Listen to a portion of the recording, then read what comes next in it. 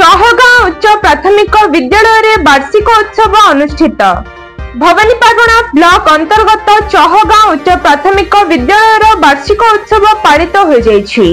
एही कार्यक्रम रे मुख्य अतिथि अतिरिक्त गोष्ठी शिक्षा अधिकारी ऋषिकेश नायक, मुख्य वक्ता अतिरिक्त गोष्ठी शिक्षा अधिकारी जय कुमार माझी, सम्मानित अतिथि गाल्पिक तथा कवि राधेश्याम दास, कोड़मुंडी उच्च प्राथमिक विद्यालय प्रधान शिक्षक सुशांत कुमार प्रधान, गुड़ियाली पदर उच्च प्राथमिक विद्यालय प्रधान शिक्षक शेषदेव मिश्र, आंचलिक साधन संयोजक प्रद्युमन कुमार होता, समाजसेवी जगत साहू एवं विद्यालय परिचालना कमिटी सभापति यज्ञसेनी साहू प्रमुख अतिथि रूप में योगदान कर कार्यक्रम शुभारंभ करथिले।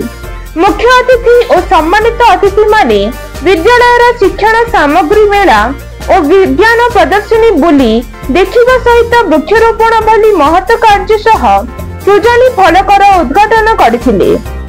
विभिन्न प्रतियोगिता रे कृतित्व अर्जन करथिबा छात्र छात्री माननकु पुरस्कार प्रदान करथिले। प्रधान शिक्षक जगन्नाथ प्रसाद दास विद्यालय वार्षिक विवरणी पठन करने सह वार्षिक उत्सवर विभिन्न कार्यक्रम परिचालन करथिले।